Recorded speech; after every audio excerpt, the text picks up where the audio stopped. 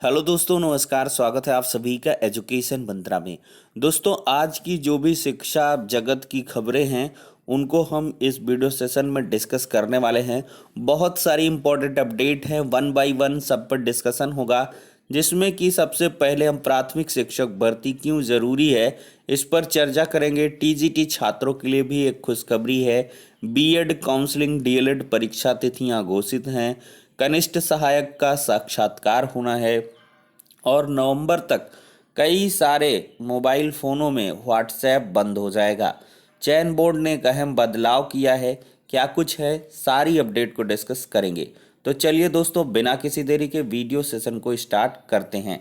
दोस्तों, सबसे पहले हम बात करेंगे प्राथमिक शिक्षक भर्ती के बारे में।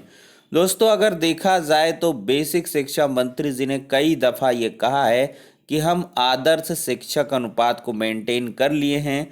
कोई भी विद्यालय हमारा एकल विद्यालय या बंद विद्यालय नहीं है। दावे के साथ शिक्षा मंत्री जी यह कहते हुए नजर आते हैं, लेकिन यहाँ पर धरातलीय हकीकत कुछ और ही है। देखा जाए तो आदर्श शिक्षक अनुपात में कम से कम ये होता है कि जो मिनिमम नॉर्म्स हैं उसमें हाफ तरीके से तो फुलफिलमेंट होना चाहिए, लेकिन वो भी यहाँ पर नज़र नहीं आ रहा है। तो आपको एक समाचार पत्र की खबर को दिखाते हैं। दोस्तों, सोशल मीडिया प्लेटफॉर्म पर ये खबर काफ़ी तेज़ी से वायरल हो रही है और इसमें तिथि भी देख सकते हैं। ये जो इमेज खींची गई है वो 8/9/2021 को 7:47 पर, यानी कि खबर अभी ताज़ी ही है, पुरानी नहीं है। यहाँ पर देखा जाए तो एक शिक्षक पर 112 छात्रों की जिम्मेदारी है।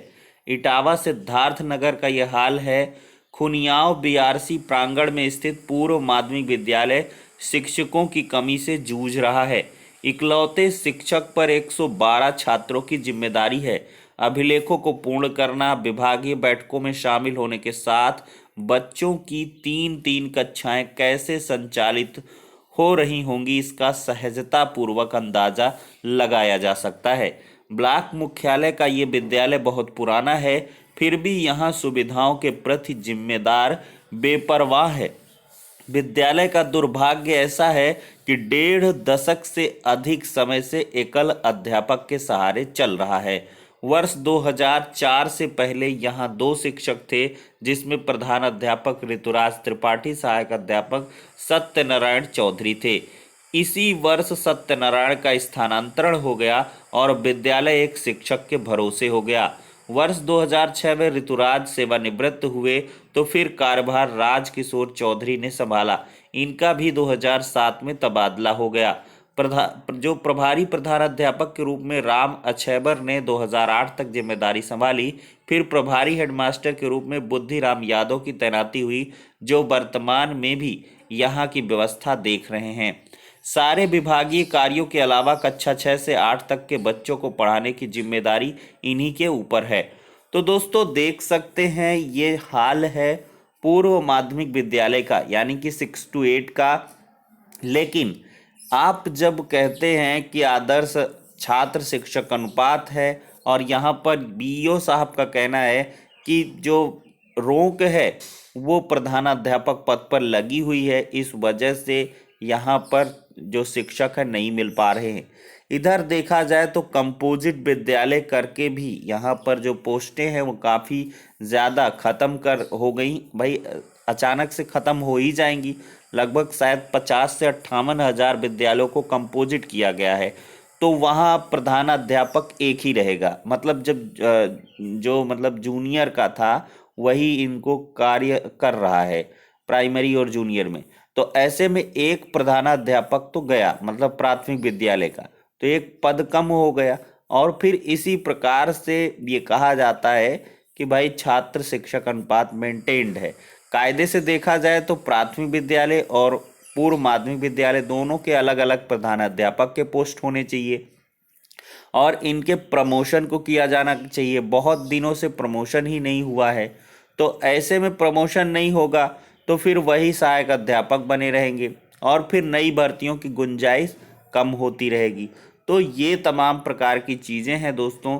और भी देखा जाए तो यहाँ पर आप भी अपने जनपद में देखेंगे तो कई ऐसे विद्यालय मिलेंगे जहाँ पर प्राथमिक विद्यालयों में ये स्थिति है कि एक सहायक अध्यापक है और दो दो तीन तीन शिक्षा मित्र मिलेंगे, जबकि शिक्षा मित्रों की जो गणना है वो सहायक अध्यापकों में नहीं की जाती है।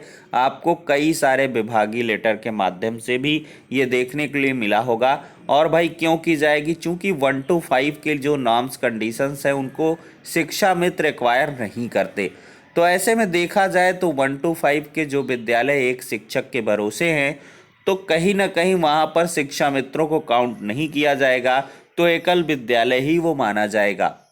और ऐसे में पहले तो समायोजन के आधार पर ये स्थितियां स्पष्ट करनी होंगी कि जहां सरप्लस टीचर हैं तो वहां से हटा करके वहां पर ले जाया जाए, और फिर इसके बाद देखे जाएं कि जो आदर्श छात्र शिक्षक अनुपात 30:1 का होना चाहिए प्राथमिक विद्यालयों में और पूर्व माध्यमिक विद्यालयों में 35:1 का, तो उसको देखा जाए। तो ऐसे देखा जाएगा तो विश्वास मानिए लाखों पद यहाँ पर खाली नजर आएंगे। और पहले ही सरकार ने बता रखा है सुप्रीम कोर्ट में कि 51,112 पोस्ट हमारे खाली हैं और 22,000 सीटें प्रत्यक्ष रूप से आप देख सकते हैं 68,500 की बची हुई हैं, तो लगभग 75,000 पोस्ट तो ऐसे ही खाली हो जाती हैं। तो इन्हीं वजहों से यहाँ पर दोस्तों प्राथमिक विद्यालयों में शिक्षक भर्ती नितांत आवश्यक है और इसके लिए छात्र लगातार तैयारी कर रहे हैं। हालांकि छात्रों के आंदोलन को देखते हुए यहाँ पर एक कमेटी अवश्य गठित कर दी गई है, लेकिन समय बहुत कम है। कमेटी गठित हुई है तो उसकी रिपोर्ट कब आएगी, नियुक्ति कब मिलेगी और एग्ज़ाम कब होगा, ये अपने आप में एक बड़ा प्रश्न चिन्ह है। दोस्तों बात करेंगे टीजीटी पीजीटी परीक्षा की। चयन बोर्ड ने बदला नियम, प्रक्रिया होगी तेज। साक्षात्कार के लिए अब 21 दिन नहीं 10 दिन पहले बुलाएंगे। माध्यमिक शिक्षा सेवा चयन बोर्ड की नियमावली में संशोधन हो चुका है। भर्ती प्रक्रिया में तेजी लाने को चयन बोर्ड ने भेजा था प्रस्ताव। टीजीटी पीजीटी परीक्षा का परिणाम अक्टूबर अंत तक आएगा। ऑनलाइन हो रहे हैं चयन बोर्ड के सभी काम। तो यहाँ पर दोस्तों आधिकारिक रिसोर्स के अकॉर्डिंग संजय दुबे ने 31 अगस्त को इस संबंध में आदेश भी जारी कर दिया है। टीजीटी में तो इंटरव्यू की व्यवस्था खत्म हो चुकी है, लेकिन पीजीटी के लिए साक्षात्कार होंगे और इन सभी प्रक्रियाओं के चलते बहुत तेजी आएगी और 31 अक्टूबर के पहले ये दोनों भर्ती प्रक्रियाओं को कंप्लीट कर लिया जाएगा, ऐसा चयन बोर्ड के अधिकारियों का कहना है।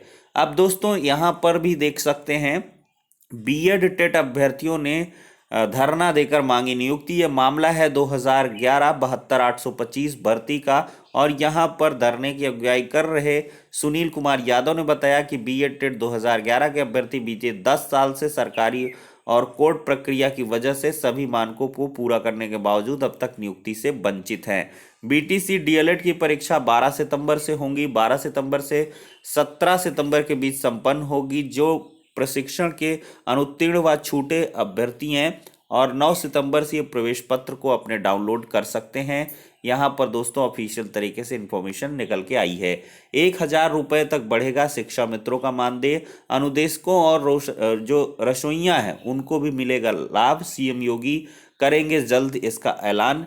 तो अनुदेशकों व रसोइया का मानदेय भी 1,000 से 500 रुपये तक बढ़ सकता है। खुद मुख्यमंत्री योगी आदित्यनाथ जल्द इसकी घोषणा करने वाले हैं। वहीं पर शिक्षा मित्रों की अगर बात करें तो मानदेय 1,000 रुपये तक शिक्षा मित्रों का बढ़ सकता है। अब दोस्तों यहाँ पर बात करें तो निजीकरण के खिलाफ रेल कर्मियों का प्रदर्शन हुआ है। केंद्र सरकार की नीतियों के विरोध में प्रदर्शन करते हुए रेलवे कर्मचारी। दोस्तों देखा जाए तो नवंबर से कई फ़ोन पर नहीं चलेगा व्हाट्सएप को लेकर एक नई जानकारी सामने आई है। एक रिपोर्ट के अनुसार 1 नवंबर 2021 से कुछ आईफोन और एंड्रॉयड स्मार्टफोन पर व्हाट्सएप का इस्तेमाल नहीं किया जाएगा। इंस्टेंट मैसेजिंग ऐप की ओर से बयान जारी कर बताया गया है कि नवंबर से फेसबुक के स्वामित्व वाला messaging platform Android 4.0.3, ice cream sandwich iOS 9 और काईओएस 2.5.0 पर चलने वाले सिस्टम को सपोर्ट करना बंद कर देगा। तो आप लोग अपने मोबाइल फ़ोन के सेटिंग पर जाकर चेक कर सकते हैं। एक बड़ी अपडेट दोस्तों, पैथोलॉजिस्ट से आधे से अधिक पदों पर बेटियों का चयन हुआ है। उत्तर प्रदेश लोक सेवा आयोग ने घोषित किया है परिणाम। तीसरी लहर की आशंका के बीच मिले 69 पैथोलॉजिस्ट, तो एक बड़ी कामयाबी है। 75 पदों पर ऑनलाइन आवेदन मांगे गए थे, उनमें 69 का चयन हुआ है। खास बात यह है कि आधे से अधिक 43 पदों पर बेटियां चुनी गई हैं। अभ्यर्थियों का परीक्षा केंद्र 750 किलोमीटर दूर भेजा है। जीआईसी में प्रवक्ता भर्ती को 19 सितंबर को जो प्रस्तावित प्रारंभिक परीक्षा के लिए उत्तर प्रदेश लोक सेवा आयोग ने अभ्यर्थियों के केंद्र 750 किलोमीटर दूर तक भेज दिए हैं। मंगलवार को प्रवेश पत्र जारी होने के बाद से अभ्यर्थी परेशान है कि परीक्षा दें या छोड़ दें। अधिक समस्या विवाहित महिला अभ्यर्थियों के साथ ही ये स्थिति तब है जब प्रतियोगी लगातार गृह जनपद या आसपास के केंद्र देने का अनुरोध लोक सेवा आयोग से करते आ रहे हैं। छात्रों का कहना है कि आयोग ने विषय के अनुसार सेंटर आवंटित किया है। हिंदी की परीक्षा प्रयागराज, अंग्रेजी की लखनऊ, भूगोल जौनपुर, जीव विज्ञान मेरठ, इतिहास आगरा, संस्कृत की परीक्षा गोरखपुर में कराई जा रही है। सेंटर दूर होने से कई अभ्यर्थियों ने परीक्षा छोड़ने का निर्णय लिया है। दोस्तों देखा जाए तो बीएड काउंसलिंग 17 सितंबर से स्टार्ट हो रही है। 4 राउंड में होगी काउंसलिंग। राउंड 1 जो है प्रथम counselling, round 2 pool counselling, round 3 सीधा प्रवेश, राउंड 4 अल्पसंख्यक सीटों पर सीधा प्रवेश। कॉलेज में रिपोर्ट करने के लिए कई सारे दस्तावेज जरूरी हैं, इसका स्क्रीनशॉट ले लें और यहाँ पर काउंसलिंग प्रक्रिया भी समझ लें। कुल मिलाकर मोटामोटी 17 सितंबर से बीएड की काउंसलिंग स्टार्ट हो रही है। दोस्तों एक और खुशखबरी है, एनडीए में अगले साल से बेटियों की भर्ती भी होगी। स्थायी कमीशन, केंद्र सरकार ने सुनवाई के दौरान सुप्रीम कोर्ट को जानकारी दी है। स्थायी कमीशन के लिए महिलाओं की भी भर्ती की जाएगी। केंद्र सरकार ने बुधवार को सुप्रीम कोर्ट में बताया कि एनडीए में महिलाओं की भर्ती करने का फैसला किया गया है, लेकिन सरकार ने कहा है कि मौजूदा सत्र को न छेड़ा जाए क्योंकि इसके लिए प्रशिक्षण में ढांचागत बदलाव करने होंगे। तो एक बड़ी खुशखबरी। अब दोस्तों देखा जाए तो कनिष्ठ सहायक के 536 पदों पर जो साक्षात्कार है वो 15 सितंबर से होगा। सचिवालय में 200 समीक्षा अधिकारी तैनात होंगे। सचिवालय में जल्दी 200 नए समीक्षा अधिकारियों की तैनाती होगी। लोक सेवा आयोग से चयनित 2016 बैच के अधिकारियों के नियुक्ति से संबंधित कार्रवाई प्रगति पर है और कनिष्ठ सहायक के 536 पदों पर भर्ती के लिए 15 सितंबर से 8 अक्टूबर के मध्य साक्षात्कार कराया जाएगा। यह साक्षात्कार आयोग के विभूति खंड गोमती नगर स्थित कार्यालय में होगा।